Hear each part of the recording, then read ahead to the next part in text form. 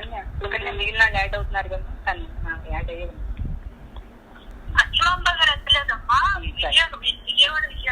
విజయవాడ ఉన్నారు. లక్ష్మమ్మ సరే అమ్మా చేస్తాను. విజయవాడ అదే నిన్న మనం దుష్ఫలితాలను నివారించాలంటే చెడు ప్రవర్తన విడనాడాలి అనే అంశాన్ని మనం పరిశీలిస్తున్నాం. దీర్ఘకాలంగా విధి అంటే ఏమిటి అనే చాప్టర్ లో ఇదొక చిన్న అంశం అన్నమాట. దీర్ఘకాలంగా పాతుకుని ఉన్న దురాశ, అసూయ, కోపాలను ఇంకా ఇతర పునరావృత దుర్గుణాలను జయించండి. హానికర భావోద్రేకాలన్నిటినీ మీ అదుపులో ఉంచుకోవాలి. ఈ లోపాలను సరిచేసుకోవచ్చు, కానీ వాటిని వదిలించుకోవడానికి మీరు ప్రయత్నం చేయరు. మనకు చెప్తారు కదా, ఇప్పుడు పెద్ద స్వామి బట్టి పట్టించారుగా, ఎక్కాలు పట్టించినట్టు పట్టించారు. కామ, క్రోధ, లోభ, మోహ, మద, మత్సరం, ఈర్ష్య, అసూయ, డంబము, దర్పము, అహంకారం, ఇవన్నీ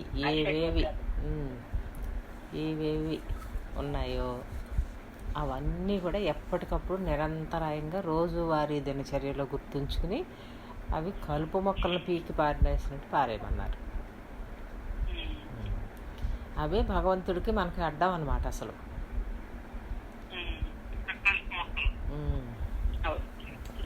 అవి అసలు పూర్తిగా అందులో ఏ ఒక్కటి మిగిలినా దాంతోపాటు అన్నీ ఉంటాయి. ఒక్కటి మిగిల్చుకున్నా చాలు పిలకలు. అందుకని చాలా జాగ్రత్తగా వాటి పట్ల మాత్రం. అవన్నీ కూడా ఏంటంటే ఈ శరీరం నేనుగా అట్టి పెడతాయి అన్నమాట. అవి ఏది ఇతరులకి ఏదన్నా ఇవ్వాలన్నా,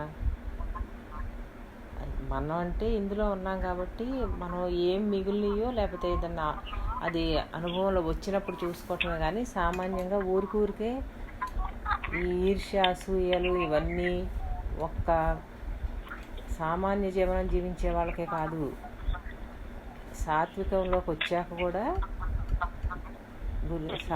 సహనావతి చెప్తా కదా మీకు, గురు శిష్యులకు, గురువుకి శిష్యుడికి, శిష్యుడికి శిష్యుడికి, గురువులకు మధ్యలో ఉంటాయి ఈ అరిషడ్ వర్గాలు. అక్కడ కూడా ఉంటాయి. అంత ప్రమాదం అన్నమాట. ఇవి మనం మామూలుగా అనుకుంటాం నిత్య జీవితంలో మన ఊరిని మనకంటే పెరిగే గొప్ప వాళ్ళని చూసి అనుకుంటాము, అలా అనుకుంటాం.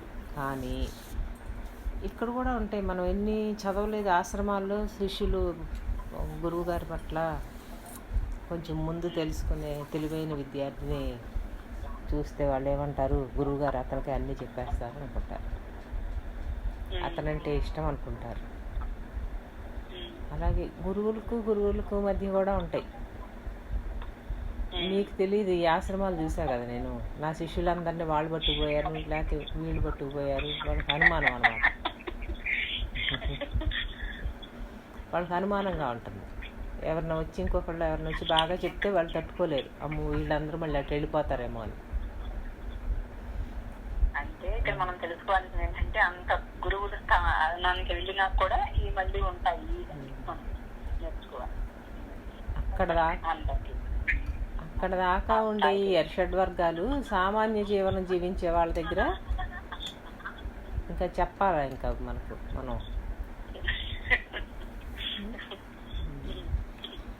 అంత ప్రమాదం అన్నమాట అవి. ఈ అరిషడ్ వర్గాల అహంకారం అనేది మనం నిన్న అనుకున్నాం కదా, నారదుడి వారి పని ఈ అహంకార నిర్మూలన అని. ఆయన చేసే పని ఎక్కడెక్కడ అహంకారం మొలకెత్తుతుందో అక్కడక్కడ ఒక అగ్గిపుల్ల గీసి వస్తాడనమాట ఆయన. ఎందుకంటే అది వాళ్ళకి మేలే చేస్తాడు నారదుడు. అహంకారం వచ్చిన చోటల్లా దేవతల్లో కూడా అహంకారం వస్తుంది. వచ్చిన చోటల్లా ఆయన అక్కడ సరిచేసి వస్తాడు. అది జ్ఞానం తెలిసిన వాళ్ళకి తెలుస్తుంది ఆయన ఏం చేశాడో, తెలియని వాళ్ళకు అన్ని తగాదాలు పెడతాడు ఆయన అనుకుంటారు. అంత ప్రమాదం అన్నమాట. అంటే మామూలుగా మనం అనుకుంటాము మన సాధకులము మనకెక్కడ ఉంటాయిలే అని అనుకుంటాం. అందుకని చెప్పాను అనమాట, గురువులకు అక్కడ అంత దూరం వెళ్ళినా కూడా ఉంటాయి. అంత ప్రమాదం అరిషడ్ వర్గాలంటే. జాగ్రత్తగా చూసుకోవాలన్నమాట వాటిలో. ఇంకా శిష్యులు యాజ్ఞవల్కుడు మహర్షి చిన్న వయసులోనే వాళ్ళ గురువుగారు జనకరాజర్షికి రోజు వెళ్ళి ఆ గురువుగారు ఆ సింహాసనానికి అక్షంతలో జల్లి మంత్రోచ్చారణ చేసి వస్తారంట ఆయన. ఒకరోజు ఆయన వెళ్ళటానికి వీలు లేక యాజ్ఞవల్కుడిని పంపిస్తే ఈయన అలా సింహాసనానికి అక్షంతలు వేయటం ఏంటని వెళ్తాడు, వెళ్ళి వచ్చేస్తాడు.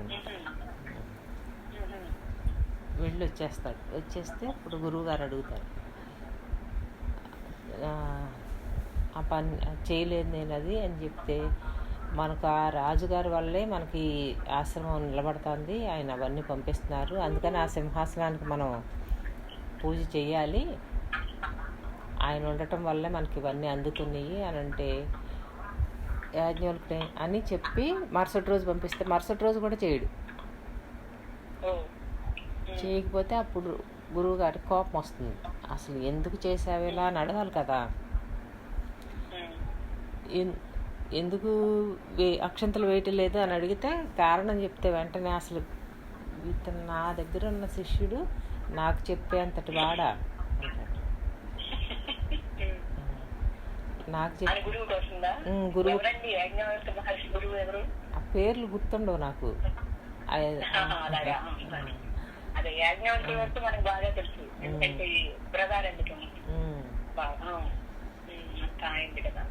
ఏదో పేరు గుర్తులేదు. కోపం వచ్చే ఆయనకి ఏమంటాడంటే, నేను ఇచ్చిన విద్యనంతా కక్కేయమంటాడు.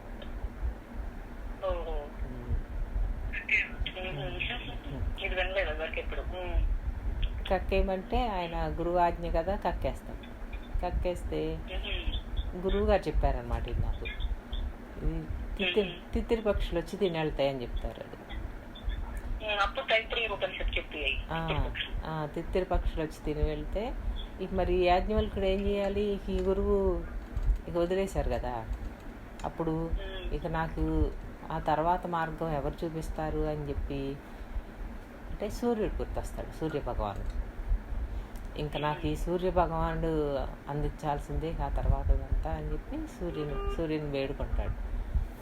గురువుగారు అప్పుడప్పుడు ఉదాహరణలో చెప్తారు కూడా ఇది. అప్పుడు సూర్యుడు ఎలా ఈ యాజ్ఞవల్కుడు తన దగ్గర ఉంటే మాడి మసైపోతాడు కదా, తనతో ఎలా చెప్పాలి తనకి బోధ అని అతనికి ఒక సూక్ష్మ దేహాన్ని ఇస్తాడనమాట.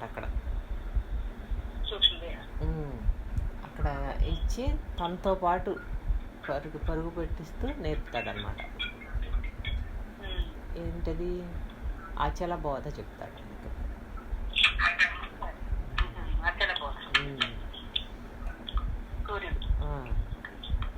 పిండాండము పిండాండహము బ్రహ్మాండము బ్రహ్మాండహము 2 రెళ్ళు కూడి 4 ఒకటే అనేది ఏదైతే ఉంటుందో ఆ బోధ నేర్పుతాడన్నమాట ఆయన. అయితే దీని అంతరార్థం ఏంటంటే, ఇంకా అద్వైత జ్ఞానం పూర్తయిపోయింది ఆ గురువు గారి దగ్గర. అద్వైతం పూర్తయిపోతే ఇప్పుడు అద్వైతం అయిపోయి అచలానికి సిద్ధంగా ఉండేసరికి యాజ్ఞవల్కుడు అంతఃకరణ ఈ నియమాలు వదిలేసిందనమాట. అందుకని ఆయనకి అక్షంతలు వేయటాలు మంత్రోచ్చారణ చేయటం చేయుడిక. ఈ నియమ నిబంధనలకు పనిచేయవు అతనిలో. వాటన్నిటి మీద మనసు పనిచేయటం మానేసింది. గురువు గారికి ఏమో అచలం లేదు, అద్వైతం వరకు ఆయన. అందుకని ఏం చేశాడు, నేను చెప్పిన విద్యని నువ్వు ఇక్కడ కక్కేయమన్నాడు. అంటే ఏంటంటే అద్వైత జ్ఞానాన్ని ఇంకా అక్కడ వదలాలన్నమాట. అది వదిలితే కానీ అచలానికి అర్హత రాదు. జ్ఞానాజ్ఞానాలు వదిలేయాలి కదా, అజ్ఞానం పోయింది, జ్ఞానం ఉంది, ఇప్పుడు జ్ఞానాన్ని వదిలేయాలి. ఈయన దగ్గర నేర్చుకున్న జ్ఞానం అంతా అక్కడ వదిలేయటం అనమాట, కక్కేయటం అంటే అద్వైతాన్ని వదిలితే కానీ అచలానికి అర్హత రాదు అని అర్థం. అంటే ఏంటి, అఖండ ఎరుకను వదలాలి. జ్ఞానం అనే ఎరుక ఉమ్, వదిలితే అప్పుడు అద్వైతానికి ఆయన లక్షణయుతుడైన శిష్యుడు అవుతాడనమాట. అప్పుడు సత్శిష్యుడు. ఉమ్, అదే అంతరార్థం. తిత్తిరి పక్షులు వచ్చి తినేయటం అంటే ఇంకా తర్వాత ఉంటారు కదా కింద వాళ్ళు, కింద స్థాయిలో వాళ్ళు ఒక్కొక్కళ్ళు అంది పొంది మేరుకుంటా వస్తారు కదా. ఉమ్, ఆ కింద వచ్చే వాళ్ళందరూ ఈ అద్వైత జ్ఞానాన్ని నేర్చుకుంటున్నారనమాట. ఉమ్, ఆయనేమో అచలానికి వెళ్ళిపోయాడు. ఇది వదిలితే కానీ అది అనమాట. గురువుగారు అంటారు ఇటు నుంచి అటు దూకాలి అంటారు కదా. ఉమ్, దూకటం అంటే అద్వైతాన్ని నిరసిస్తే కానీ అచలం పట్టుబడదు అని. ఉమ్. ఏంటి ఆలోచనగా అంటున్నారు, ఎక్కట్లేదా మైండ్కి, లేకపోతే ఆలోచిస్తున్నారా? శుభ్రంగా అయిపోతాం లోపలికి. లక్షణయుతుడైన శిష్యుడు దగ్గర ఆగింది అనమాట. లక్షణయుతుడైన సత్శిష్యుడు, అది ఎంత విశేషం అని అక్కడ దాన్ని విశ్లేషించుకుంటాం. లక్షణయుతుడు సత్శిష్యుడు రెండు చెప్పారు. అది అక్కడ అదే లక్షణయుతుడైన సత్శిష్యుడు అంటే అది ఎంత మంచి స్థితి అని అక్కడ ఆగింది. లక్షణయుతుడైన శిష్యుడు అంటే సచ్చిదానంద బ్రహ్మానుభవంలో ఉన్న శిష్యుడు. లక్షణము, లక్షణ వాక్యం ఏంటది? సచ్చిదానందం అనేది లక్షణ వాక్యం. ఇప్పుడు ఆ లక్షణ వాక్యంతో ఆ లక్షణ వాక్యానుభవం సచ్చిదానందానుభవం అనే బ్రహ్మనిష్ఠుడు అని అర్థం అన్నమాట. బ్రహ్మానుభవంలో ఉన్న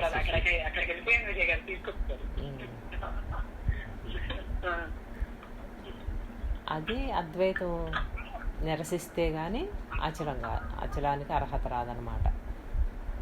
అఖండ ఎరుకని నిరసిస్తే అప్పుడు అచల బోధ.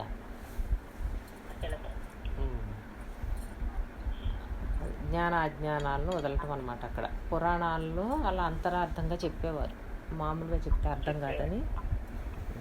పురాణాలన్నీ ద్వైతమే కదా, అంతా కూడా ద్వైతాన్ని చూపించారు. అద్వైతానికి తీసుకెళ్లే ప్రయత్నం చేసేయాలి. చూడండి, అరిషడ్ వర్గాల నుంచి ఎక్కడికి వెళ్ళాం మనం? చూడండి, భక్తిగానంద పరబ్రహ్మ దగ్గరికి వెళ్ళాం. అరిషడ్ వర్గాలు అక్కడ దాకా కూడా ఉంటాయి అని ఒక కథ ద్వారా చెప్పారు, కానీ దాని అంతరార్థం వేరనమాట. అంత జాగ్రత్తగా ఉండాలి. ఈ మాకెక్కడ ఉంటాయిలే, మేము జ్ఞానం నేర్చుకుంటున్నాం కదా, మేము అందరిలాగా లేం కదా అనుకుంటాం. అందుకని అంత జాగ్రత్తగా చూడాలన్నమాట. దివ్యత్వానికి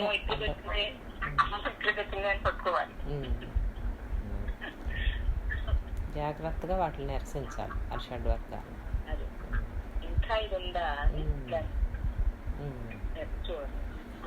గుర్తించావుగా వదులుతావులే అంటారు. చదవ భౌతికవాదులు లక్షణాలకు, అనుషంగిక కారణాలకు చికిత్స చేయడం మీద తమ బుద్ధిని కేంద్రీకరిస్తారు. ఇంకా లోతైన కారణము నియమము ఉన్నాయని వారు నమ్మరు. సత్ప్రవర్తన నియమాలను ఉల్లంఘించడానికి 2 కారణాలు ఉండాలని వారు వాదిస్తారు. చెడు పరిసరాలు లేక చెడు సహవాసం యొక్క ప్రభావం, ఆత్మ నిగ్రహము లేకపోవడం. మామూలుగానే మనకు గాంధీ మహాత్ములే చెప్పేశారు. అసలు దాన్ని ఎవరు పట్టుకుంటారు? చెడు వినరాదు, చెడు కనరాదు, చెడు అనరాదు. త్రికరణ శుద్ధి చెప్పాడు ఆయన. పిల్లలకి అందరూ తల్లిదండ్రులు కూడా చెప్తూ ఉంటారు, చెడు సావాసాలు చేయొద్దు, మంచి వాళ్ళని స్నేహితులుగా చేసుకోమని చెప్తారు. ఎందుకని? మన అంతఃకరణ శుద్ధార్థం లాంటిది. అందుకనే అది శుద్ధ సత్వమాయ అంటారనమాట. శుద్ధంతఃకరణైన మన అంతఃకరణలో ఏదైనా ప్రతిబింబిస్తుంది. అందులో మనం దాని ముందు ఏది పెడితే అది ప్రతిబింబిస్తుంది. ఇప్పుడు మనం ఇలాంటి స్నేహితుల్ని ఉన్నారనుకోండి, అబద్ధాలు ఆడేవాళ్ళు, గొడవలు పడేవాళ్ళు, చెడు అలవాట్లు ఉన్నవాళ్ళు, ఇలాంటి స్నేహితులు ఉన్న వాళ్ళలో ఒక మంచి అతను ఉన్నాడు. అతను అనుకున్నాడు, నేను అసలు మంచివాడిని, నాకేమీ అంటబోయి నాకు అలవాటు లేదు, నేను వాళ్ళల్లో ఉన్నా కూడా నేను బాగానే ఉండగలను అనుకుంటాడు. కానీ ఈ లోపు అతను అంతఃకరణ ఏం చేస్తుందంటే మొత్తం అన్నిటినీ కూడా ముద్రించుకుంటూ ఉంటుంది. అతనికి కూడా తెలియదు దాని పని అది. దానికి దాని శుద్ధ అంతఃకరణ కదా, ఇది మంచి ఇది చెడు అని ఉండదు దానికి. అన్నీ ముద్రించబడిపోతూ ఉంటాయి అన్నమాట. అవి ముద్ర అవుతున్నాయి అనేది కూడా అతనికి కూడా తెలియదు. ఎప్పుడు తెలుస్తుంది? ఏదన్నా ఒక వ్యవహారం నడిచినప్పుడు దాని నుండి ఎలా తప్పించుకోవాలా అనే ఆలోచన వచ్చినప్పుడు వెంటనే అబద్ధాలు ఆడటం గుర్తుంది కదా, అవతల వాడు ఆడటం అది గుర్తొస్తుంది. ఇక్కడ మనం ఇలా అబద్ధం ఆడి తప్పించుకోవచ్చు అని చెప్పేస్తుంది వెంటనే. ఇలా అది ఆ వ్యవహారం వచ్చినప్పుడు లోపల ముద్రించబడిన సంస్కారాలన్నీ కూడా బయటకు వస్తాయి. అలాగే మంచి వాళ్ళతో సత్సంగం చేసేటప్పుడు ఇలా మంచి వాళ్ళనే స్నేహం చేసుకున్నప్పుడు ఇవి ముద్రించబడతాయి. ఆ సమయం సందర్భం వచ్చినప్పుడు ఈ జ్ఞానవాక్యాలు ఇవి గుర్తొస్తాయి. ఇక్కడ అలా చెప్పారు, ఇట్లా అలా ఉండమన్నారు, ఇది గుర్తొస్తుంది. అంటే ఇప్పుడు మన అంతఃకరణ ఏంటంటే దానికి ఏది ఇస్తే అదే తీసుకుంటుంది. అది దాని పని. మంచి చెడు, సుఖం దుఃఖం వీటన్నిటిలో మంచే తీసుకుని చెడును వదిలేయమని చెప్తారు. ఎందుకు చెప్తున్నారు అట్లా? ఇది చూసారా లింక్ ఎలా వెళ్తుందో బోధ? ఎందుకు ఇలాగే చెప్తున్నారు అంటే ఈ సృష్టి అంతా కూడా త్రిగుణాత్మకం కాబట్టి అంతటిలోనూ ఆ 3 గుణాలు ప్రతిబింబిస్తున్నాయి. సృష్టి అంతా ప్రతిబింబించినప్పుడు నాకు చెడొద్దు మంచే కావాలి అంటే కుదరదు. నాకు అంతా మంచే కావాలి, మంచి వాళ్ళే కావాలి, అసలు చెడు అనేది ఉండకూడదు, అంతా మంచిగా ఉండాలి అంటే సృష్టి ధర్మం ఒప్పుకోదన్నమాట. సత్వరజస్తమో గుణాలు 3 కలిసిన సృష్టి కాబట్టి ఇందులో సత్వగుణం ఉంటుంది, రజోగుణం ఉంటుంది, తమో గుణం ఉంటుంది. మనం కాదంటే పోదు, కానీ మనలో లేకుండా చేసుకోవచ్చు అదనమాట. ఇందులో ఏంటంటే వీటిల్ని మనలో లేకుండా మనం అధిగమించవచ్చు. ఈ మంచి చెడు సంస్కారాలు అనేవి అందరిలోనూ ఉంటాయి. అందుకనే మంచినే చూడండి, చెడును చూడకండి అని చెప్తారు. చెడును చూస్తే చెడే అంతఃకరణలో ముద్రించబడిపోతుంది, మంచిని చూస్తే మంచి ముద్రించబడుతుంది. మంచేమో విడుదల చేస్తుంది, చెడేమో బంధిస్తుంది. అయితే ఆత్మగా ఉన్నవారికి అందుకని చెప్తున్నారనమాట. వాళ్ళకేం చెప్తారు? ఆత్మజ్ఞానంలో స్వరూప స్థితిలో ఉన్న వాళ్ళు ఎలా చూస్తారు? ఈ సృష్టి అంతా కూడా అన్నీ సమానమే వాళ్ళకి. సత్వగుణం, రజోగుణం, తమో గుణం 3 సమానమే. వాళ్ళకి ఏ భేదము ఉండదు, అంతా ఒక్కటిగానే చూస్తారనమాట. ఎందుకంటే అదంతా మాయ కాబట్టి. సృష్టి అంతా మాయ. మాయ అంటే త్రిగుణాత్మకం. మరి అది అలా ఉండక ఎలా ఉంటుంది? మనకు ఇష్టమైతే మనం దాని నుండి తప్పించుకునే మార్గాలు వెతుక్కోవటమే తప్పితే దాన్ని మార్చే మార్గాలు వెతకూడదు. మార్చడం మన చేతుల్లో లేదనమాట, అది ప్రకృతి పరిణామంగా ఉంటుంది. ఇదనమాట. ఎవరితో స్నేహం చేసినా మంచే చూడండి అని అంటే 3 గుణాలతో ఉన్న ప్రతి ఉపాధిలోనూ ఆ త్రిగుణాత్మకమైన ప్రకృతే ఉంది. అందులో ఏ గుణం ఎప్పుడు పనిచేస్తుందో, ఏ సంస్కారం ఎప్పుడు మేలుకొల్పుతుందో తెలియదు. అందరికీ మంచివాడైన ఒక అతను ఒకే ఒక అతనికి చెడ్డవాడవచ్చు. ఎందుకంటే ఆ సంస్కారం అతని పట్ల అలా పనిచేస్తుంది అన్నమాట. వ్యతిరేక సంస్కారాలు వాళ్ళకి ఇతను నచ్చడం. అందుకని దాని జోలికి మనం ఎలా వెళ్తాం? అసలు ఇతను మంచివాడు కాదని ఎలా అనగలం? ఒకళ్ళకి మంచివాడైన వాడు ఇంకొకళ్ళు చెడ్డవాడు అవుతాడు. మరి మనం మంచి చెడులు ఎలా నిర్ణయిస్తాం?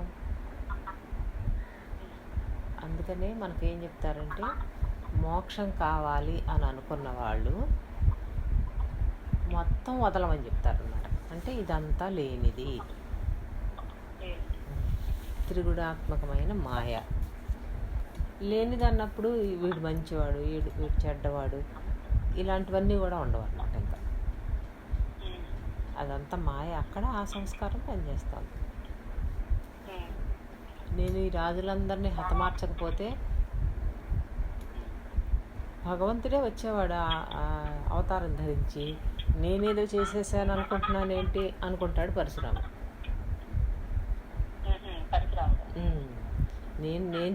నేను వీళ్ళందరినీ ఉద్ధరించాను, వీళ్ళ అహంకారాన్ని జయించాను, ఈ రాజ్యాలన్నీ జయించాను అని నేను చేశాను అనుకుంటానేంటి, అంతరావలోకనం చేసుకునేటప్పుడు అనుకుంటాడు అన్నమాట. ఇదంతా నేను చేశాను అనుకుంటానేంటి. ప్రకృతిని సరి చేసుకుందాం అనుకున్నప్పుడు ఆ భగవంతుడే అవతారం ధరించి ఆయనే చేసుకుంటాడు. నేను లేకపోతే ఇంక జరగదా ఇది అనుకుంటాడు అన్నమాట.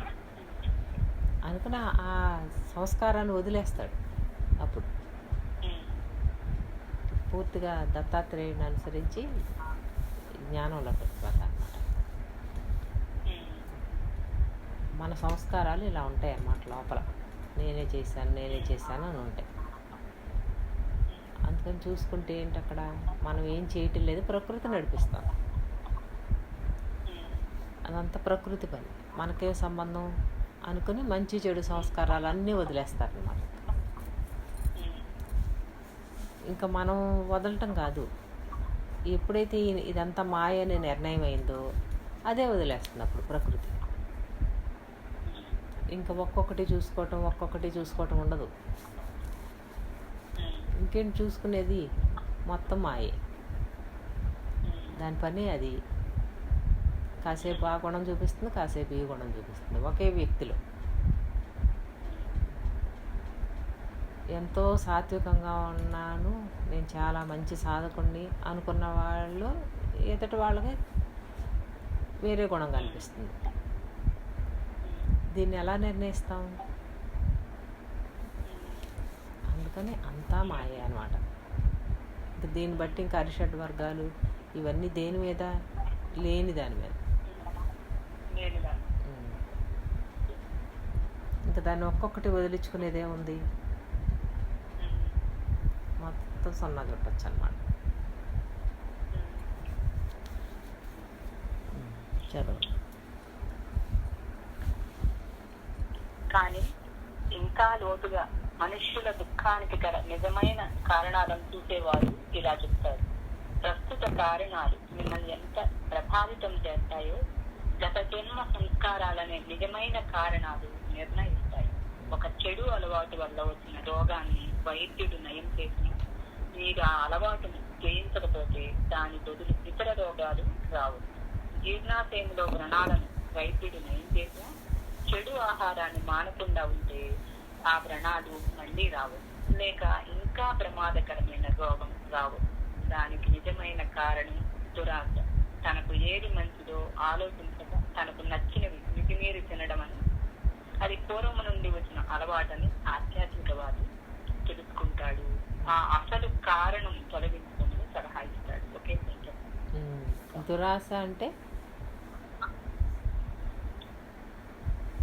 దురాశ అంటే అవసరమైన దానికంటే ఇంకా ఎక్కువ కావాలని అంటే అవసరమైన దానికంటే ఎక్కువ కావాలనుకోవటం అంటే దురాశ. అది తనకు మిక్కిలి హానికరము అని తెలిసి కూడా ఆశపడటం అన్నమాట. దానివల్ల తనకు చాలా ప్రమాదం అని తెలిసి దానినే కోరుకోవటం దురాశ. తెలుసు. దుర్యోధనుడు ఏం చెప్పాడు? ఇలా ఆచరించకూడదని నాకు తెలుసు, కానీ నేను అలా ఉండలేకపోతున్నాను అంటాడు. అదనమాట దురాశ. తెలుసు కానీ వదలలేరు. అంటే దాన్ని పదే పదే కోరుకోవటం అన్నమాట. తనకి హానికరమైన దాన్ని తానే కోరుకోవటం దురాశ. ఎంత అనుభవించినా ఇంకా తీరట్లేదు అనిపించడం అన్నమాట. తన శరీరానికి ఎంత హాని అయినా సరే అలాగే చేస్తారు. ఈ తాగుబోతులు వీళ్ళందరూ అంతే కదా, ఈ వ్యసనపరులు. వ్యసనం దాకా ఎందుకు? ఈ రజోగుణంతో ఉన్నవాళ్ళు ఉప్పులు, పులుపులు, కారాలు ఇవన్నీ బాగా ఇష్టం. వాళ్ళకు ఒక అల్సర్ వచ్చిందనుకోండి, అవి నిషేధిస్తారు. కానీ ఆ లోపల ఆశ, అంతకుముందు అనుభవించిన ఆశ ఉంటుంది కదా, అదేం చేస్తుందంటే ప్రేరేపిస్తుంది. ప్రేరేపించి ఒక్కసారికి అన్నట్లుగా అది మళ్ళీ దాంట్లో ముంచుతుంది. అప్పుడు ఏమవుతుంది, ఆ అనారోగ్యం అంతకంతకు పెరుగుతుంది, తగ్గాల్సింది. అలాంటి నోటికి రుచికరంగా రజోగుణ ఆహారం చెప్తారు కదా, ఎక్కువ ఉప్పు, పులుపు, తీపి సత్వగుణం, కారం, పచ్చళ్ళు లేకపోతే ముద్ద దిగదు అంటారు. మామూలుగా మాంసాహారులు మొక్క లేకపోతే తినలేని అంటారు చూసారా, అలా వీళ్ళు పచ్చడి లేకపోతే ముద్ద దిగదు అంటారు. ఇలాంటి ఆహారపు అలవాట్లు ఉన్న వాళ్ళకి అల్సర్స్ లాంటివి వచ్చినప్పుడు వాటిని వదిలేయాలి కదా. దీనివల్ల ప్రమాదం నాకని తెలుస్తోంది కదా, దానివల్ల ఇంకా చాలా ప్రమాదం అని వదిలేయాలా. కానీ ఆ ఆశ వదలనివ్వదన్నమాట. అది పట్టుకుంది. ముందేమో మనం పట్టుకుంటాం దాన్ని, తర్వాత అది మనల్ని పట్టుకుంటుంది. అదే మనల్ని పట్టుకుంటుంది అన్నమాట. నా సంగతి ఏంటంటుంది ఎప్పటికప్పుడు. అందుకని అష్టావక్ర మునీంద్రుడు, అదే అష్టావక్ర గీతలో అష్టావక్ర వారు చెప్పారు, విషయములను విషము వలె త్యజించు. జ్ఞాన మార్గంలో ఉన్న వాళ్ళకి ఈ విషయాలు అనేవి విషము లాంటివి అన్నమాట. ఒక ఆమె అన్నారు, నాకు అన్నీ పోయినాయి కానమ్మా మమకారం బాలేదు, ఇప్పుడు దాన్ని నేను ఎలా జయించాలి అని అడిగారంట. ఈ మమకారాన్ని జయించలేకపోతున్నాను, ఎలా జయించాలి అని అంటే, బాగా ఆకలితో ఉన్నవాడి దగ్గరికి చక్కగా పంచపక్ష పరమాన్నాలు తీసుకెళ్ళి అతని ఎదురుగుండా పెట్టి తినమన్నారు. తినబోతూ ఉండగా అందులో విషం కలిసింది నాయన అన్నారు. వెంటనే ఏం చేస్తాడు, ఇంత ఆకలి నేను ఈ ఆకలిని భరించలేను అని తినేస్తాడా? అంత తీవ్రమైన ఆకలితో ఉన్నా కూడా ఆకలినన్నా జయిస్తాడు, కానీ విషాహారాన్ని మటుకు తీసుకోడు. అంటే తనకు అది ఎంత ప్రమాదం అర్థమైంది. అది తింటే తనే ఉండడు, ప్రాణభయం. మరి ఈ జ్ఞాన మార్గంలో ఉన్నప్పుడు ఈ అహంకార మమకారాలే ఇక్కడ మనకు అడ్డం అని తెలిసినప్పుడు మరి మోక్షం ఎలా వస్తుంది? అది పెట్టుకుంటే శాస్త్రం గట్టిగా చెప్తుంది, అహంకార మమకారాలు వదలాలి అని. మన లక్ష్యం ఏంటి? మోక్షం, భగవంతుడిలో ఐక్యం చెందాలి, మళ్ళీ పునర్జన్మలు ఉండకూడదు, ఇది కదా. మరి జన్మలకు తీసుకొచ్చేదే ఈ సంస్కారాలు. అందుకని ఏదేది మనలో తీవ్రమైన సంస్కారం కనిపిస్తుందో సాధన చేసేటప్పుడు బలీయమైన సంస్కారాలు మనకు తెలియబడతాయి. తీవ్ర మోక్షేచ్ఛితం ఉన్న వాళ్ళకి వెంటనే గురువు అనుగ్రహం అన్నమాట. అవి అద్దం ముందు ప్రతిబింబంలాగా ఇప్పుడు చెప్పుకోం కదా, లోపల అద్దం మీద ప్రింట్ అయిపోతాయని. అవన్నీ బయటకు వచ్చి నా సంగతి ఏంటి అని అడుగుతాయి ఆ సంస్కారాలు. అప్పుడు ఓహో ఇది ఇంకా దాగి ఉందా లోన సంస్కారం, పదే తిరుగుతుంది అనమాట. అప్పుడు అది కొన్ని మనం వదిలించుకోలేము, అవి బలమైన సంస్కారాలు. అక్కడ గురువుని వేడుకోవాలి. స్వామిగారు చెప్తారు, తీవ్ర మోక్షేచ్ఛతో ఉన్న శిష్యుడికి దృష్టి పెడతారు, అతనిలో ఉన్న సంస్కారాన్ని గుర్తించి గురువు దాన్ని పక్కకు తొలగించడం కానీ, అతని సాధనకు అడ్డంగా ఉంటే కనుక దాన్ని పక్కకు తొలగించి సాధనకు అవరోధం లేకుండా చేసి ఈ ఆత్మశక్తి పెరిగాక మళ్ళీ తీసుకొచ్చి పెడతారు. మళ్ళీ తిరిగి వస్తుంది అన్నమాట. అది ఆ సంస్కారం మళ్ళీ తిరిగి ఎదురొస్తుంది. వస్తే అప్పుడు ఇక సాధనా బలం ఉంది కదా, ఈ సాధనా బలం వచ్చింది, ఇది ఇంకా ఉందా అని ఇంకా దాన్ని తొలగిస్తాడు. తొలగించడం అంటే ఇక జ్ఞానాగ్నిదంతా కర్మ అని.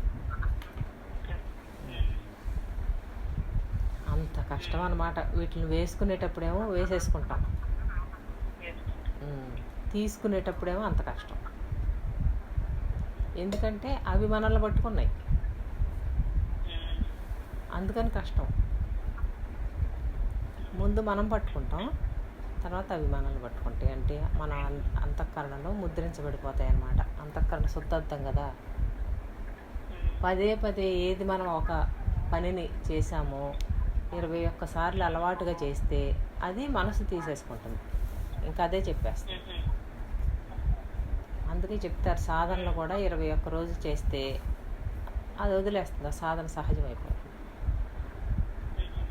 అసలు ఉదయం లేవటం అలవాటు లేని వాళ్ళు 21 రోజు మధ్యలో బ్రేక్ లేకుండా చేయాలన్నమాట. మరి ఒక్కరోజు కూడా బ్రేక్ రాకూడదు. కంటిన్యూగా 21 రోజు చేస్తే అప్పుడు ఇంకా మనసే ఆ సంస్కారాన్ని తీసేసుకుంటాం. అనురాధ, నీకు ఆన్సర్ వచ్చేసిందమ్మా, మనం ఇందాక అడిగిన దానికి.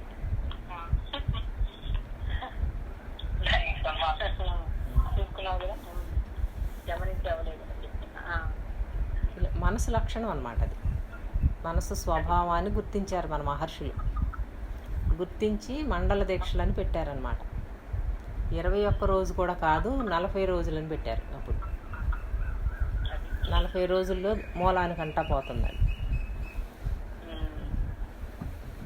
కొంచెం ఎక్కువ టైం పెట్టారు దీక్ష. ఇలా ఆ మనసు యొక్క లక్షణాన్ని అర్థం చేసుకుని దానికి మళ్ళీ రివర్స్ చేశారనమాట. మనసును మనసుతోనే జయించటం, ముళ్ళును ముళ్ళుతోనే తీయటం అంటారు కదా. అది ఏదైతే దానికి అలవాటు ఉందో ఆ అలవాటుని ఆత్మజ్ఞానం కొరకు వినియోగించుకున్నారు. అలా వినియోగించుకోవాలంటే ఈ మనసు మనకు స్వాధీనం అవ్వాలి. స్వాధీనం అవ్వాలంటే అరిషడ్ వర్గాలు పోవాలి. అరిషడ్ వర్గాలు లేని మనసే స్వాధీనం అవుతుంది, చెప్పిన మాట వింటుంది అనమాట. మంచి బాలుడు. అరిషడ్ వర్గాలతో ఉన్న మనసు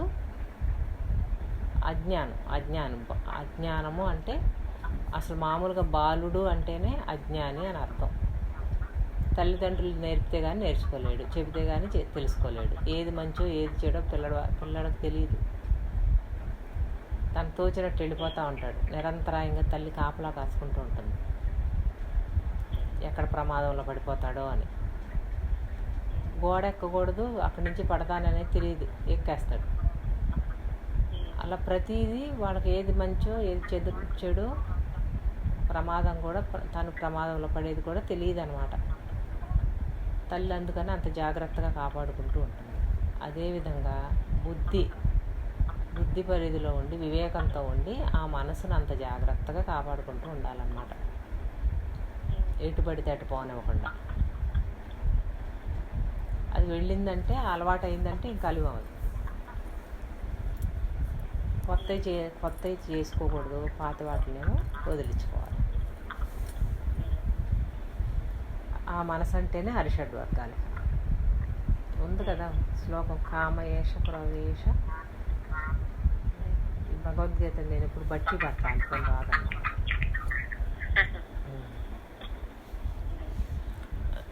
భగవంతుడు అన్నీ చెప్పేశాడు కృష్ణ పరమాత్మ. కారణం బంధమోక్షే. ముక్త్యై నిర్విషయం మనః అని ఉంటుంది కదా. బంధాయ విషయాసక్తం ముక్త్యై నిర్విషయం మనః. మన ఏవ మనుష్యాణం కారణం బంధమోక్షయో. ముక్త్యై విషయ, ఇప్పుడే చెప్పానా, మళ్ళీ వెనక్కి వెళ్ళింది. బంధాయ విషయాసక్తం, విషయాసక్తే బంధిస్తుంది. ముక్త్యై నిర్విషయం మనః. నిర్విషయం, విషయములు నిర్విషయం చేయాలి అంటే విషయములను విషము వలె త్యజించు. ఆశ, దురాశ. ఆశ పడటం వేరు, దురాశ పడటం వేరు. అంటే ఏంటి? మీదు మిక్కిలి అనమాట దురాశ అంటే. అది ఎంత తీసుకున్నా అది హానికరం అని తెలిసినా కూడా అదే కోరుతూ ఉంటుంది మనసులో. అది పెరిగిపోయింది. కొన్ని జ్ఞాన మార్గంలో అర్థాలు మారిపోతాయి. అహంకారము అంటే గర్వం అనుకుంటారు.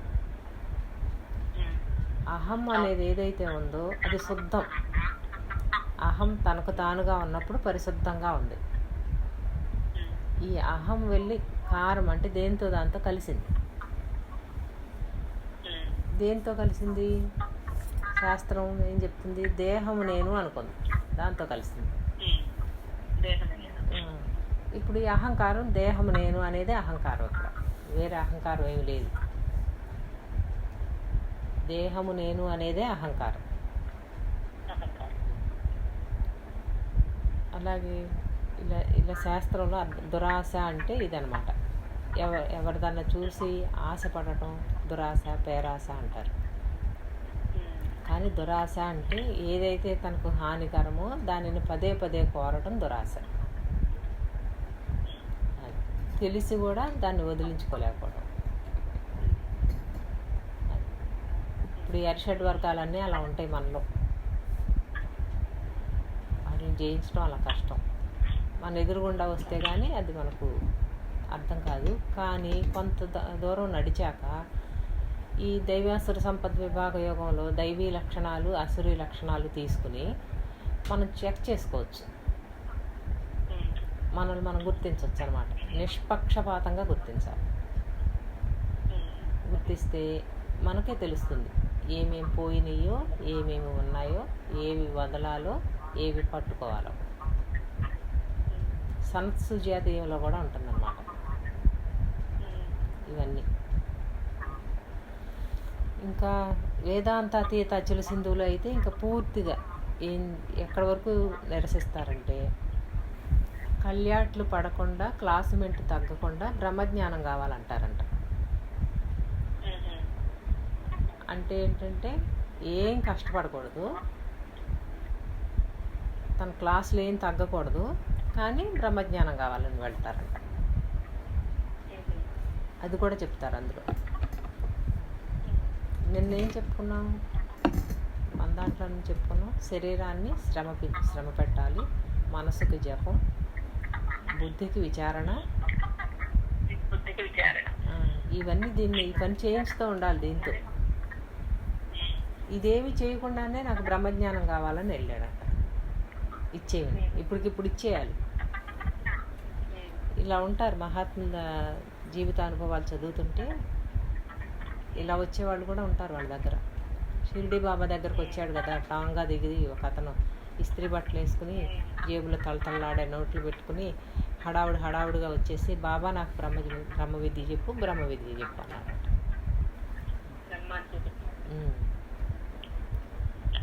అది కూడా ఎప్పుడు మళ్ళీ నేను టాంగా పెట్టుకుని రెడీగా వచ్చాను, మళ్ళీ దాని ఛార్జీలు ఎక్కువైపోతాయి, నువ్వు ఇప్పుడు నాకు చెప్పాలి, ఇచ్చేయాలి అని వచ్చాడు. అసలు అంటే ఏంటో, అది ఎలా వస్తుందో ఏమన్నా అర్థం ఉందా? ఇలా కూడా వెళ్ళేవాళ్ళు ఉంటారు. ఇదేదో అందరూ తెలుసుకుంటున్నారు, నేను కూడా తెలుసుకోవాలి. అప్పుడు వాళ్ళు ఏమి వదలరు, కానీ దీన్ని తెలుసుకుంటారంతే. దానివల్ల ఏం ప్రయోజనం ఏమి ఉండదు. కాకపోతే ఏ జన్మలోనో మళ్ళీ ఆ జ్ఞాన బీజం మొలకెత్తుతుంది. అందుకని ఈ మనసు అంటే ఏంటో తెలిసి మనసును మనసుతోనే జయించాలి. దానికి ఉన్న అలవాట్లు ఏంటో తెలుసుకుని ఆ అలవాట్లకి వ్యతిరేకం చేయాలి. ఒక 21 రోజులు వ్యతిరేకం చేస్తే అది మళ్ళీ మంచి అలవాట్లను పట్టుకుంటుంది. మంచి అలవాట్లు బంధించవు. ధ్యానం చేయాలి, అదే సమయానికి తనకి ధ్యానం చేయటం అలవాటు చేసాం. అదే ఊపిరాడినవదేగా కూర్చునేదా. సత్సంగం అలవాటు చేసాం, ఇంకా అదే అలవాటు అయిపోతుంది. అయితే తర్వాత అది కూడా విషయం కాకూడదని చెప్తారు. సత్సంగం అక్కడ చిక్కుకుపోకూడదు. మరి దీన్ని అలవాటు చేసాం కదా, మంచి కూడా బంధిస్తుంది. అప్పుడు సత్వగుణాన్ని వదలాలి. అప్పుడు అంటే దేని నిమిత్తం ఇవన్నీ అలవాటు చేసామో దానికి ఆ పని పూర్తి అయ్యాక అది కూడా వదిలేయాలి. శాస్త్రాలు బాగా అధ్యయనం చేసాము, ఇంక శాస్త్రాలలో అంతా తెలిసింది, అది అనుభవ జ్ఞానంగా మారింది. ఇంకా దాన్ని శాస్త్రంతో ఇంకేం అవసరం ఉంటుంది? అయినా శాస్త్రాలు చిక్కుపోయి అవే చదువుకుంటా ఉన్నవాడికి శంకరాచార్యులు భజగోవిందని చెప్పారు. మూఢమతి, ఇంకా అదే పని మీద ఉండబాకు, దాన్ని ఆపు ఇంకా అని. అలాగే శ్రవణం, వినటానికి అలవాటు పడిపోయాం, ఇంక వింటానే ఉంటాం అన్నమాట. శ్రవణానందం. ఇలా ఇక్కడ ఇలా చిక్కుకుపోతాం. దాన్ని కాస్త మంచి సంస్కారమైనా కానీ అది అక్కడ అడ్డమే కదా, దాన్ని ఆపి చూడాలి. అప్పుడు తోచటం లేదనుకోండి, ఓహో ఇది విషయం అయిపోయింది. దానిలోని అంతరార్థం గ్రహించాలి కదా. అంతరార్థం గ్రహించిన వాడు ఆ మూలాన్ని పట్టుకుంటాడు, ఎందుకు చెప్తున్నారు అనేది. నిర్విషయం మనహ, ఏది విషయం కాకూడదు. పదే పదే మనసుకు ఏది అలవాటు చేశామో అదే అడుగుతూ ఉంటుంది. అందుకని దాన్ని ఏం చెప్పారు అప్పుడు, బ్యాలెన్స్, సమత్వ భావన. సమత్వ భావంలో పెట్టాలన్నీ. ఇది అవును అనకూడదు, కాదనకూడదు, ఇష్టం అనకూడదు, అయిష్టం అనకూడదు, సుఖం అనకూడదు, దుఃఖం అనకూడదు. ద్వంద్వాలు, సకల ద్వంద్వాలు రహితం, ద్వంద్వాతీతం. అలా ఆ మనసుతో గజేంద్రుడు గనక మొసలితో పోరాడినట్లు పోరాడటమే గజేంద్ర మోక్షం. దాంతో పోరాడాలన్నమాట. అది పట్టుకుంది కదా మనల్ని. ఇప్పుడు మొసలే పట్టుకుంది కదా గజేంద్రుడిని. మన శక్తితో దాంతో పోరాడి పోరాడి పోరాడి అసలు ఎంత పోరాడుతున్నా ఈ మనసు పోదేంటి అని ప్రశ్న రావాలి. ఎప్పటికైనా ఆ ప్రశ్న రావాలి, నేను దీంతో ఎంత పోరాడుతున్నాను, ఈ మనసు పోవటం లేదేంటి. అప్పుడు చెప్తారు గురు గోప్యం, రహస్యం అన్నమాట. ఇంకా నువ్వు దాన్ని పోరాడిన అవసరం లేదు, దానికి గురువుకి సమర్పించి ఇక నేనుగా శరణాగతి చెందటమే గురువు. ఇక దీంతో నా వల్ల కాదు, ఇక దీంతో నాకేం సంబంధం లేదు, దాని సంగతి అంతా ఇక నువ్వే చూసుకో. ఇక దాన్ని వదిలేయటమే, అది మాయ కదా. అప్పుడు గురువు ఏం చెప్తారు, దాని జోలి నీకెందుకు, దాన్ని పట్టించుకో బాబు.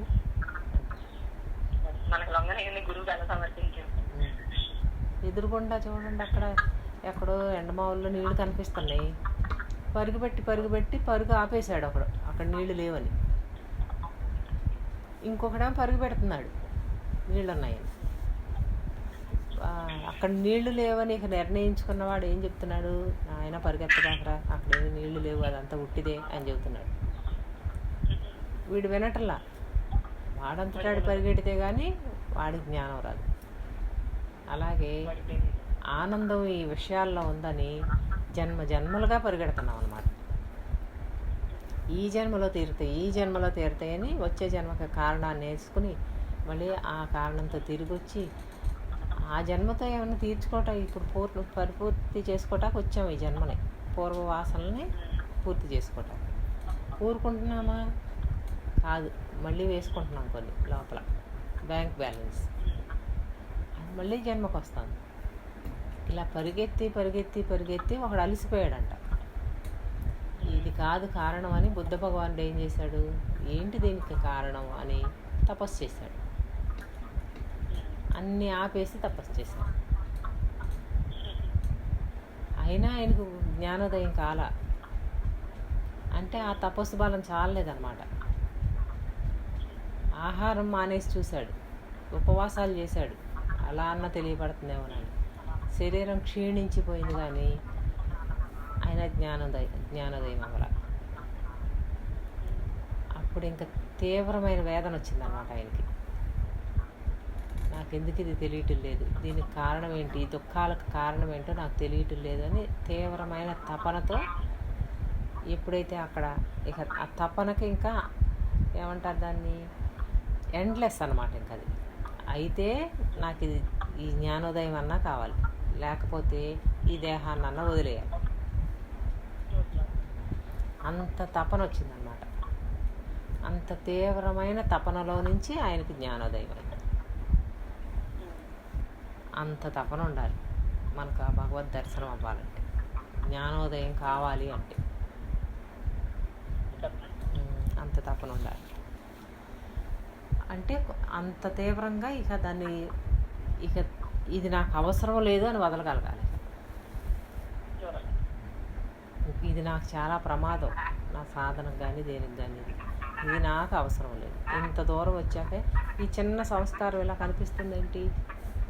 గురువుగారు చెప్తారు, మొత్తం ఇల్లంతా అక్కడక్కడ ఉన్న చెదారం అంతా ఊడ్చేసుకున్నాం. అది కంటికి కనపడుతుంది స్థూలం. తర్వాత చీపురు పెట్టి ఊడ్చాం, మెత్తడి దుమ్మంతా వచ్చేస్తుంది సూక్ష్మం. ఇంకా తర్వాత ఇంకా కొంచెం దమ్ము, అది ఇంకేమన్నా ఉందేమోనప్పుడు ఏం చేశాడు? తడిగొడ్డ పెట్టి తుడిచేశాడు, మొత్తం క్లీన్ అయిపోయింది. ఒక చిన్న లైజాల్ డ్రాప్ వేసి తుడిచేశాడు, అసలు క్రిములు కూడా లేవు.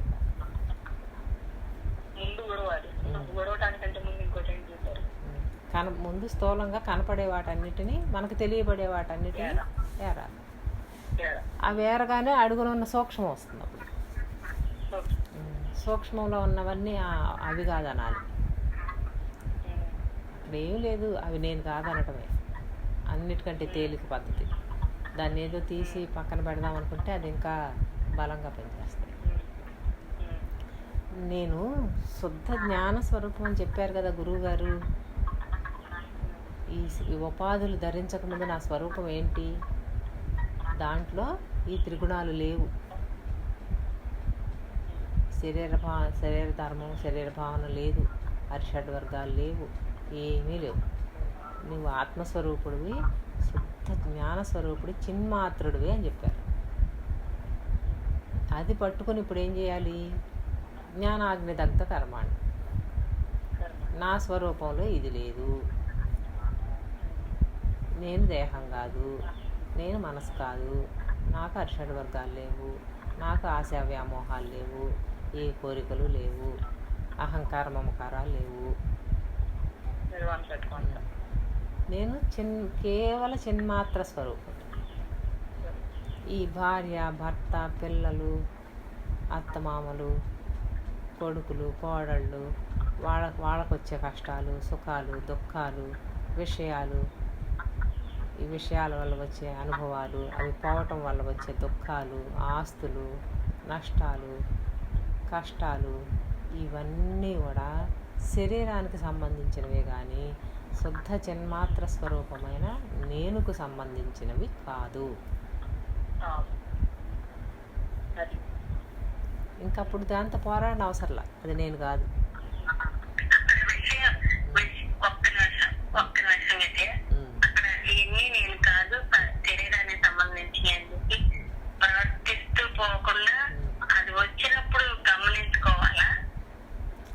గమనించి ఏమనాలి? ఇది నా స్వరూపం కాదు కదా.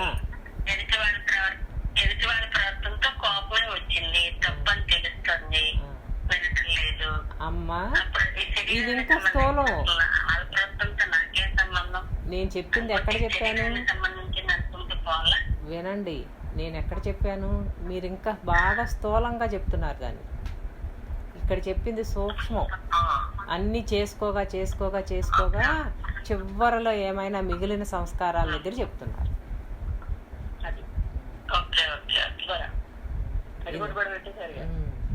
అన్నీ చేసుకోగా ఇంకా చివరిలో ఇంకేమన్నా కనిపిస్తూ ఉంటే నేను అది కదా, ఇది కాదు కదా అంటున్నాడు.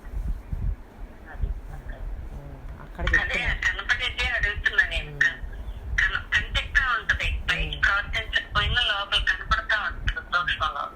సూక్ష్మంలో కనపడేది కూడా అది దేహధర్మం, నేను కాదు. అది గుణధర్మం, అది గుణం. ఇప్పుడు నిజానికి ఆత్మకు లేదు కదా అసలు ఏమి. మీరు ఆ ఉపాధి ధరించక ముందు ఏమన్నా ఉందా?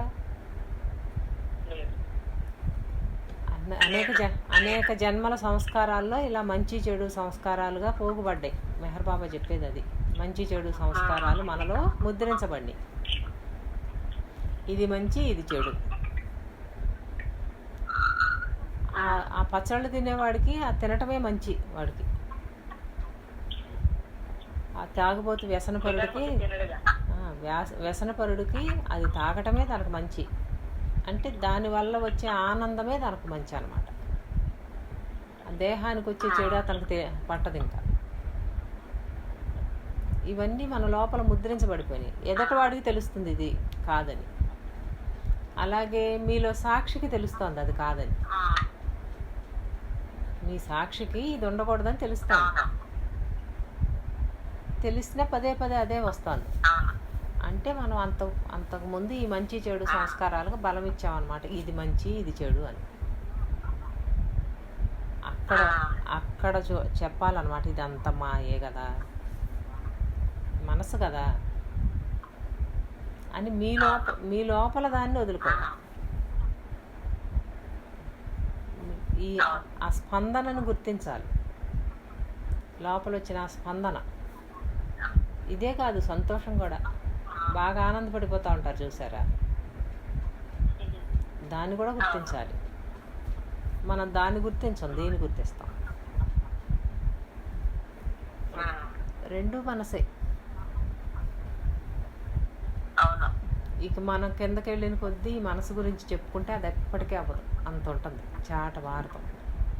అనిపిస్తూ ఉంటది, ఇదంతా ఏంటి చెత్త, అసలు వచ్చింది ఎందుకు, కావాల్సింది అది కదా, ఈ రోజు ఎప్పుడు ఉంటది, దీన్ని అసలు వదిలేస్తే పట్టించుకోకపోతే పెడబోయే, ఎందుకు అసలు నాకు కావాల్సింది ఏంటి, అది కదా అది కదా అని కొడతా ఉంటది లోపల. అప్పుడు ఏం చేయాలి, అదిగా ఉంటూ ఆ సూక్ష్మ స్పందన లేకుండా చేస్తూ చేయాలి ఆ పని. ఆ లోపల స్పందన లేకుండా అయినా అసలు అది మనకు ఆ వివేకం మనకు ఆ గురువే ఇస్తాడు. ఇకప్పుడు దాన్ని ఆ పోరాడుతుంటే దాంతో అది సంస్కారం లేదు, గురువే ఇస్తాడు, ఆ స్ఫూర్తిని ఇస్తాడు. మీరు వినండి చక్కగా, ఇంకా ముందు చాలా ఎగ్జాంపుల్స్ చెప్పారు, చాలా. ఇప్పుడు విజయ్ గారు చెప్పిన మళ్ళీ మీకు నెక్స్ట్ పేరు చెప్పబోతుంది. చదవండి.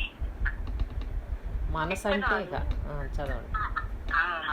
విత్తనాలు అనుకూల పరిస్థితుల్లో మొలకెత్తినట్టు పూర్వం చేసిన కర్మలను, మంచివి చెడ్డవి కూడా సరైన సమయాల్లో సరైన పరిసరాలలో ఫలితాన్ని ఇస్తాయి. ఎప్పుడు మంచివాళ్ళ సహవాసం ఎంత ముఖ్యమో దీనిని బట్టే అర్థమవుతుంది. మీలో ఎటువంటి సంస్కార బీజాలు, అనారోగ్యము లేక ఇతర ప్రతికూల విషయాలకు సంబంధించిన నిద్రాణంగా ఉన్నాయో మీకు తెలియదు. డాష్ పెట్టారు. అంతేగా విశ్వామిత్రుడు తెలిసిందా మేనకొచ్చేదాకా, మేనకు ఎదురుగుండా వచ్చేదాకా విశ్వామిత్రుడికే తెలియలే. అంత తపస్సులు చేసిన ఆయనకే తెలియలే లోపల సూక్ష్మంగా ఉన్నది. మనం ఎంత. అందుకని మనం చేయవలసిన పని ఏంటి, అత్యంత తేలిక మార్గం, మనకు గురువులు గుర్తింపజేసిన మార్గం, మన ఎదుటికి రాగానే లోపల ఎక్కడైతే స్పందన కలిగిందో అక్కడ చూసుకోమంటున్నారు.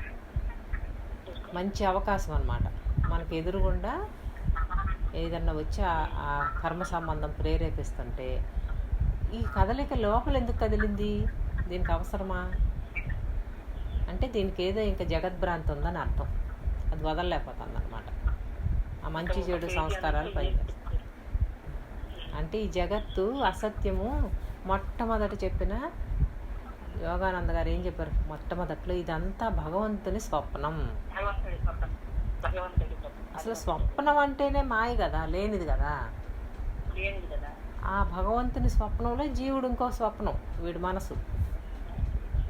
అంటే మనందరికీ ఈ ప్రపంచం అంతా కూడా కామన్ అన్నమాట. ఇది బ్రహ్మగారి సృష్టి. ఈ ప్రపంచం అంతా, ఈ ప్రపంచంలో మళ్ళీ మన ప్రపంచం వేరు, మన లోకం వేరు. మళ్ళీ ఒక్కొక్కళ్ళ లోకం ఒక్కొక్కటి, ఎవరి లోకం వాళ్ళది.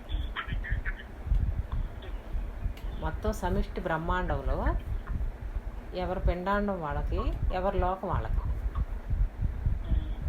ఇదంతా కూడా స్వప్నం కదా, మనసు చేసే గారడి. ఇప్పుడు బాబా గుడి కట్టించాము, అమ్మో నేను లేకపోతే ఈ బాబా గుడి మళ్ళీ ఎవరు చూస్తారు అనే సంస్కారం మిగిలిపోతుంది అన్నమాట.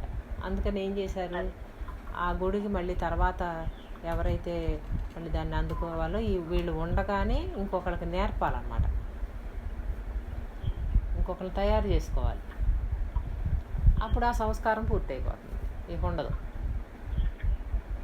ఇక అది లోపల ఇంకా ఉండదు కదా, అమ్మో ఏమవుతుందో, నేను ఇంత బాగా కష్టపడి శ్రమపడి గుడి కట్టించి ఇవన్నీ చక్కగా చేస్తున్నాను, తర్వాత నిర్వర్తిస్తారో లేదో అని వచ్చినప్పుడు ఏం చేయాలి? అప్పుడు ఇంకొకరు తయారు చేయాలి. సంస్కారం వదిలేస్తుంది. పరశురాముడు ఏం చేశాడు? నేను కాకపోతే భగవంతుడే వచ్చి అవతారం ధరించి సరి చేసుకుంటాడు అన్నమాట. అలాగే మనకు అక్కడ కోపం వచ్చింది. ఎందుకు వచ్చింది కోపం? అక్కడేదో చెడిపోతుందని వచ్చింది. నేను బాగు చేసేదేంటి?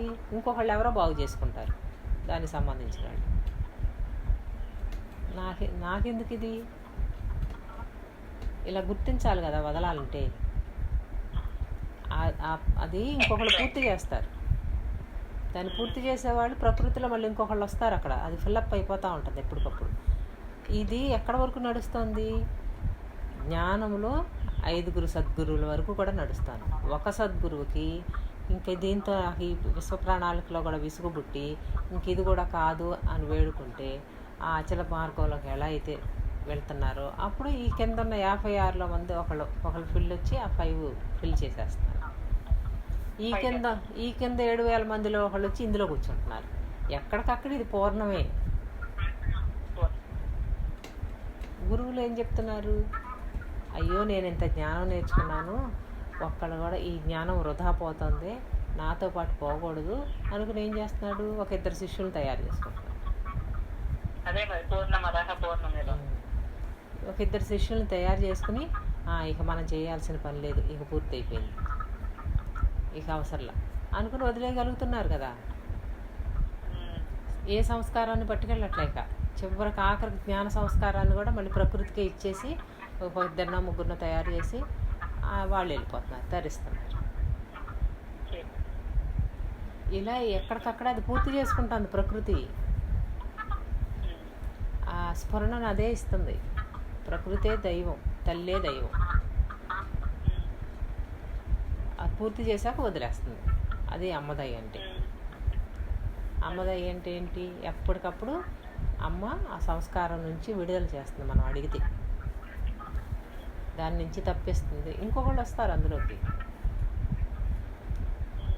ఇది నిరంతరాయంగా ఒక ప్రవాహ వేగంతో జరిగిపోతుంది. ఇలా మన లోపల ఉన్న సంస్కారాలన్నీ మొత్తం వదలాలన్నమాట.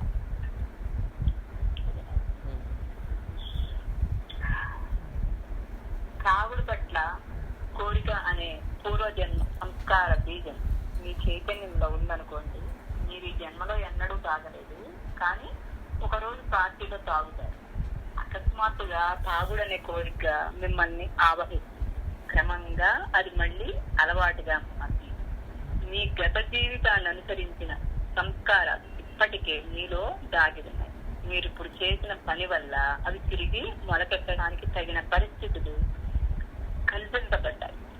అందువల్ల మీలోని ఏదైనా వాటిని ప్రోత్సహించే వారితో సహవాసం చాలా తక్కువ. మీ చైతన్యంలో ఎటువంటి చెడు సంస్కార బీజాలు ఉన్నాయో మీకు తెలియదు. వాటికి మొలకెత్తే అవకాశం ఇవ్వకుండా ఉండడమే మంచిది. మనం చెప్పుకున్నాక అది ఎదురొచ్చినప్పుడు కానీ తెలియదండి, ఎదటికి వచ్చినప్పుడు తెలుస్తుంది అన్నమాట. అవి మన ఎదటకు వచ్చినప్పుడు తెలుస్తుంది. మనం పదే పదే దేనితో పోరాడుతున్నామో అది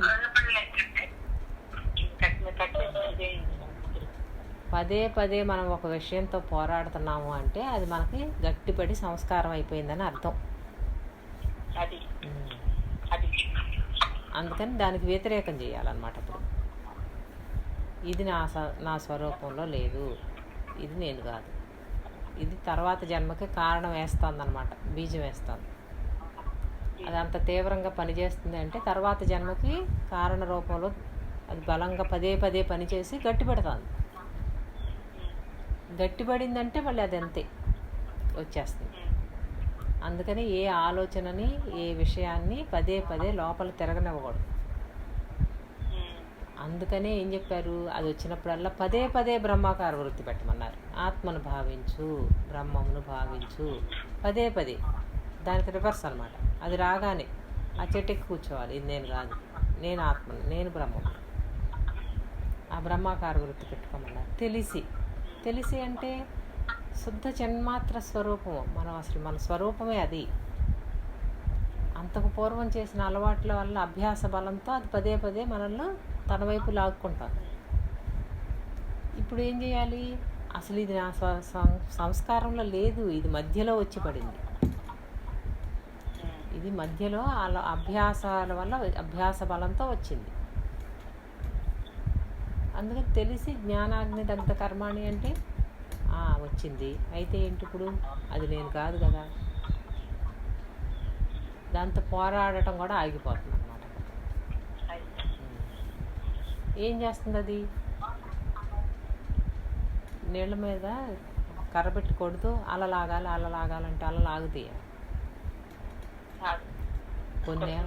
కొన్ని ఆగే అలలు ఉంటాయి, కొన్ని ఆగని అలలు ఉంటాయి. అప్పుడు ఏం చేయాలి? ఊరకుండా. దాంతో మనకి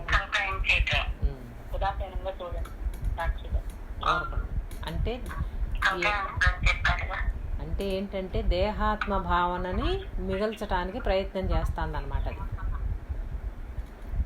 ఈ దేహాత్మ భావనని అట్టి పెడతాను. మనం ఎంత తీసుకుందాం అనుకున్నా అక్కడ గట్టిగా అట్టి పెడతాను. అది గుర్తించినాడు ఏం చేస్తాడు? అమ్మో, ఇంత సాధన చేసి ఒక్కదానికి చిక్కుకోవటమా? వదిలేస్తాడు. సాగర్ స్వామి చెప్తారు, దుప్పటి నిద్ర లేవగానే, విశ్వామిత్రుడు కాదు, సాగర్ స్వామి ఒక ఉదాహరణ చెప్పారు. నిద్ర లేవగానే దుప్పటిని ఎలా తీసి అవతల పారేస్తారో అలా పారేయాలంట. పురుగు మీద పడితే ఎలా విదిలించేస్తామో, ఒక పురుగు కనుక మీద పడితే ఎలా విదిలిస్తాం? పాకనిస్తామా మన మీద? కనపడటం వాల్సి ఒక్కసారి జుగుప్సతో ఇలా విదిలిస్తాం. అలా విదిలించి పారేయాలంట వీటిని, ఆ చివరి మిగిలినట్లు. దాన్ని సమర్థత అన్నారు అన్నమాట.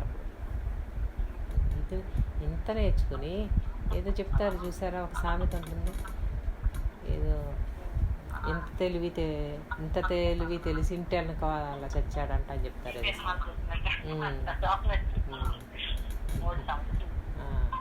అలా ఎంత సాధన చేసి ఎన్ని సంవత్సరాల నుంచి దీంట్లో ఉండి ఒక చిన్న సంస్కారం కనపడుతుంటే దాంతో పోరాడటం ఏంటి? అసలు విదిలిచి పారేయాలి. కానీ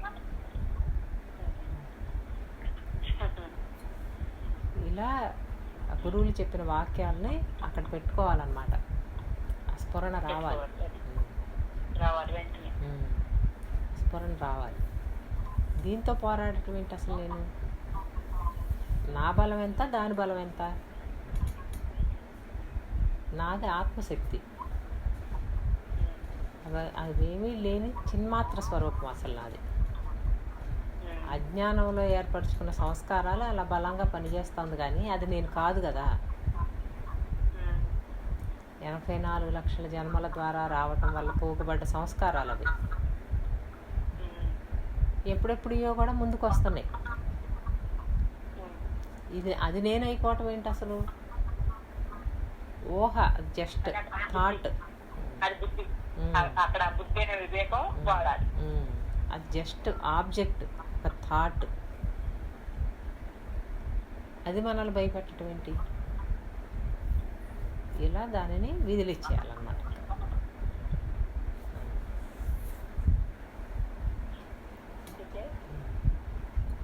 ఈ సిద్ధాంతాలు ఎంత లోతైనవో చూసారా? కర్మ లేక విధిని జయించడం అనేది ఒక అత్యద్భుతమైన తత్వశాస్త్రం. మానవుడు తన జీవితాన్ని తానే పూర్తిగా నియంత్రించుకోగలడని అది రుజువు చేస్తుంది. జీవితానికి బానిసగా కాక యజమానిగా ఉన్నప్పుడు జీవితము ఒక అందమైన అనుభవం అని కూడా అది నిరూపిస్తుంది. ఇప్పుడు మీరు ఒకటి చదువుతున్నారనుకోండి, చదువుతూ ఉండగానే సాగర్ స్వామి చెప్తారు, మీరు ఒక వాక్యం చదివారంటే దాంట్లో ప్రాణప్రదమైన పదం ఒకటి ఉంటుంది, అది పట్టుకోండి అంటారు. ప్రాణప్రదమైన పదం, దాంట్లో ఆ పదానికి, ఆ వాక్యానికి అంతటికి కూడా అందులో ఇంపార్టెంట్ అయిన పదం ఒకటి ఉంటుంది అన్నమాట. ప్రతి దాంట్లో, ప్రతి వాక్యంలో. ఇప్పుడు మీరు చదివిన దాంట్లో ఆ ప్రాణప్రదమైన వాక్యం ఏంటో చెప్పండి. కర్మ లేక విధిని జయించడం అనేది ఒక అత్యద్భుతమైన తత్వశాస్త్రం.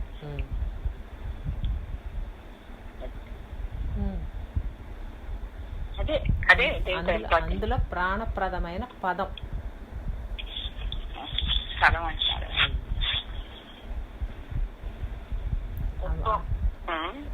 అదే తత్వం.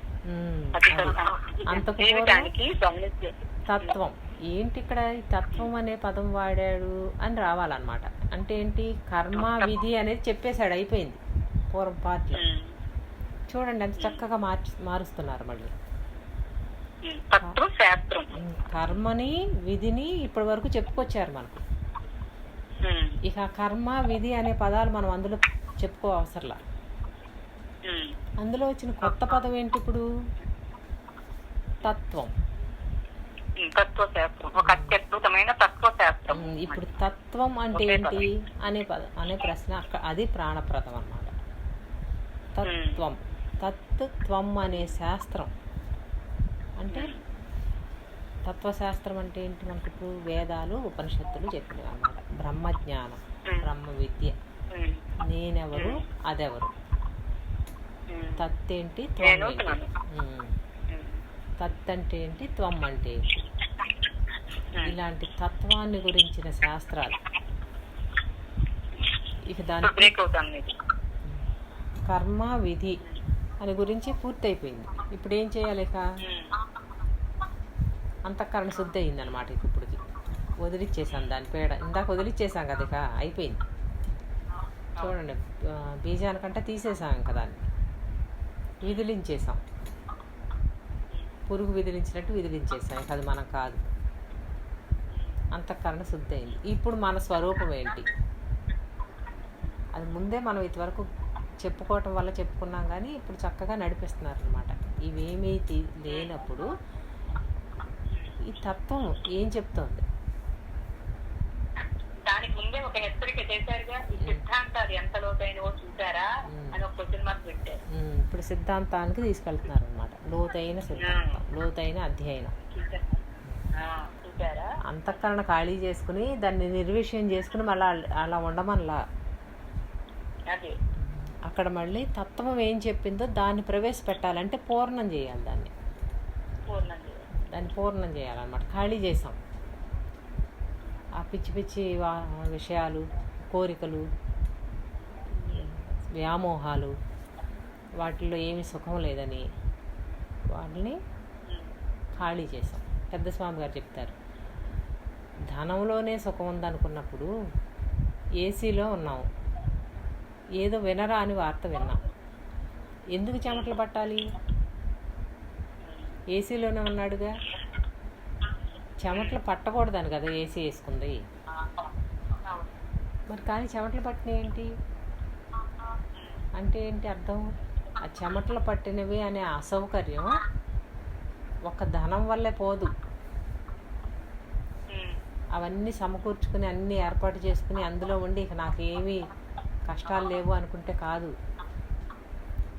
కష్టాలు అనేవి, సుఖాలు అనేవి విషయాల వల్ల వచ్చినప్పటికీ దుఃఖాలు అనేవి మానసిక వృత్తులు అన్నమాట. మనసుకు సంబంధించినవి అని మనసు దగ్గర అంతా కూడా ఇప్పుడు ఖాళీ చేసాం. లోపలికి వెళ్ళాము. ఇక బయట విషయాలతో సంబంధం లేదు, ఇంకా అవంతేలే. అసలు మనసులో కదలికలకు ఏంటి కారణం అని మనసును పట్టుకున్నారు. ఉన్నదంతా మనసులోనే ఉందని. ఇప్పుడు మనసంతా శుద్ధి చేశాడు. శుద్ధి చేశాక ఇప్పుడు ఏం చేయాలి? ఖాళీగా కూర్చున్నాడు. ఖాళీగా కూర్చుంటే ఏం చేస్తాడు? నిద్ర వస్తుంది. నిద్రన్నా పోతాడు. ఆ నిద్రలోంచి ఎక్కడ పడతాడు? మళ్ళీ మెలకు రాగానే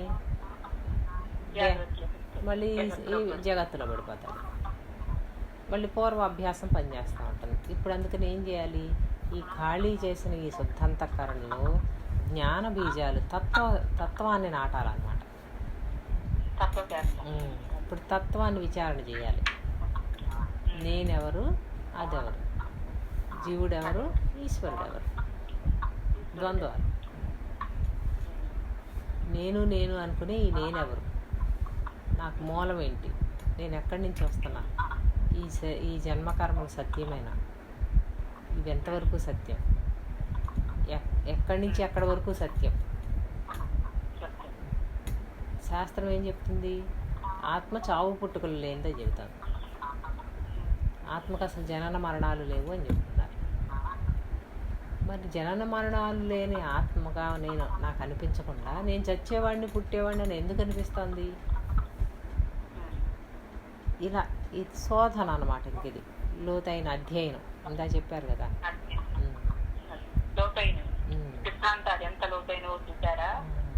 ఇలా లోతైన అధ్యయనం చేస్తాడు. ఖాళీగా ఉంది కదా ఇక ఇప్పుడు జాగ్రత్తగా దాన్ని వినియోగించుకుంటున్నాడు. ఇప్పుడు మనసు అనే పనిముట్టుని.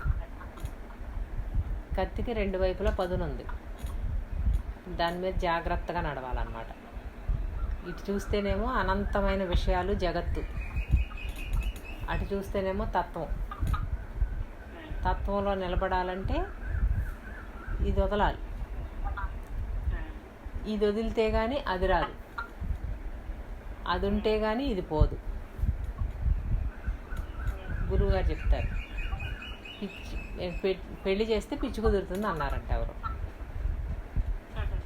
పెళ్లి చేస్తే పిచ్చి కుదురుతుంది. అంటే పెళ్లి చేయాలి, కానీ పిచ్చిపోతే కానీ పెళ్లి చేసుకోని అంటాడు ఎతటాడు. అది చేసుకునే వాళ్ళు ఏమంటారు? వీడు పిచ్చిపోతేనే నేను పెళ్లి చేసుకుంటా అంటారు. వీళ్ళు ఏమంటారు? డాక్టర్ ఏమంటాడు? వీడికి పెళ్లి చేయండి అమ్మ, పిచ్చిపోతుంది అంటాడు.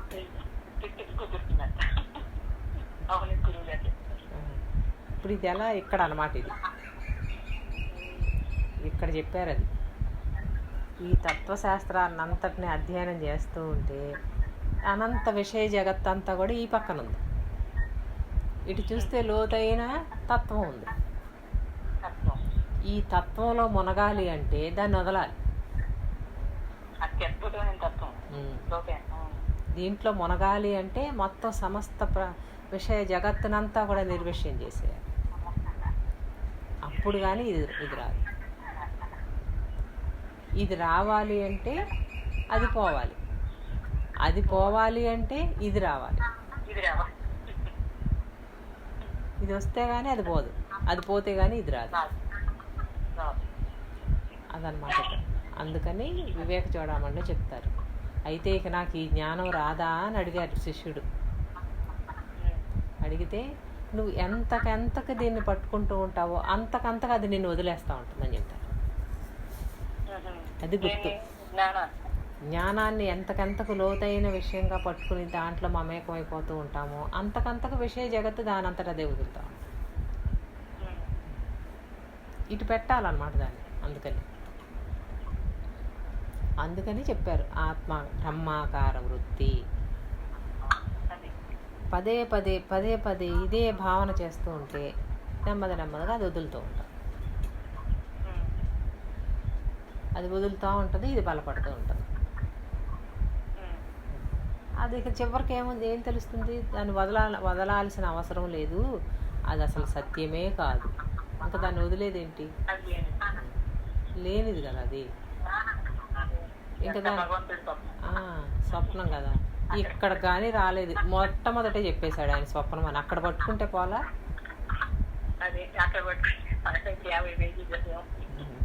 ఇన్ని పేజీలు చదివాక ఇప్పుడు ఇది స్వప్నం అని వదులుతున్నాం.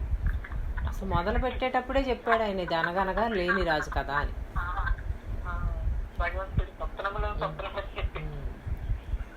మొట్టమొదటి చెప్తే ఓహో ఇదంతా స్వప్నం కదా అని అక్కడెందుకు పట్టుకోవాలా?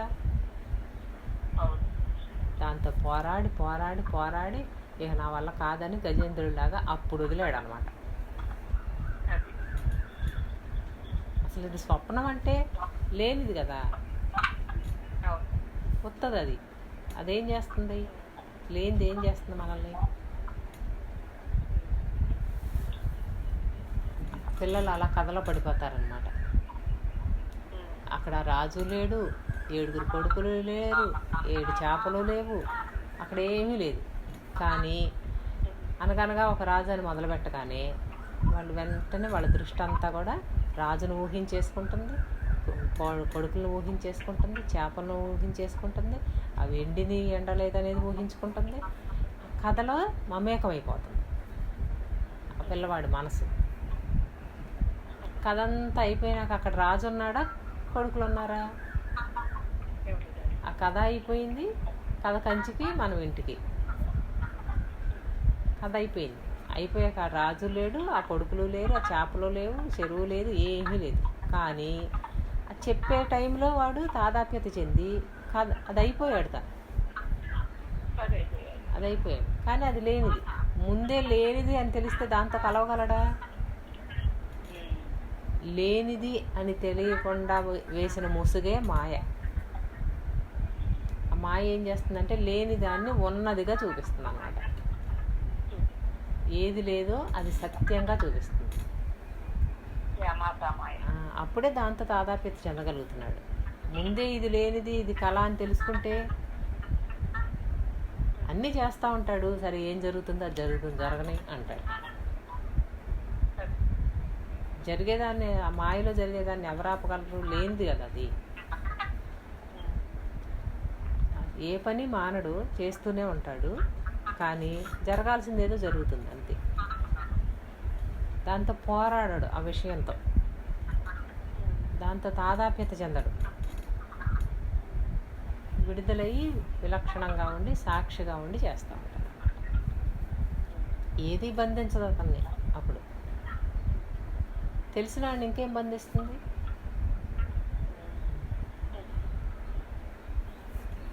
తత్వం, అలా తత్వం తెలుసుకోవాలన్నమాట. తెలిసి ఉండుట, తెలిసి ఉండుట అద్వైతం, లేక ఉండుట అచలం, అంతే తేడా. ఇదంతా లేనిదని తెలిసి ఉండుట అద్వైతం, లేక ఉండుట, ఈ తెలుసుకునే తెలివితో సహా లేనిది అని ఉండుట అచలం.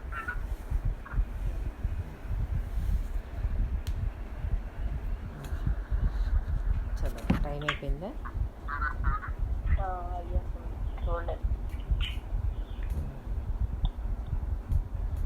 అయిపోయింది అంతవరకు పేరా?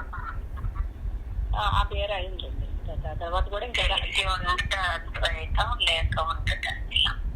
తెలుసుకునే తెలివితో సహా దేనిది అనేది అది. ఇదంతా ఇదంతా ఏంటంటే అన్నారు కాదు, అది తెలిసి ఉండుట. ముందు ఇంకేదో వర్డ్ కూడా చెప్తారు. ఇదంతా లేనిది కదా, లేనిది, ఇదంతా లేనిది అని తెలిసి ఉండటం. ఇదంతా లేనిది కదా అని తనకు తానుగా ఉన్నాడు అనమాట. దాంతో అంటకుండా అసంగంగా ఉన్నాడు. అంటకుండా అసంగంగా ఉండటం అద్వైతం. అసలు అంటుకున్నది లేదు, విదిరించుకున్నది లేదు, మా సర్వము శూన్యం అనటం అచలం.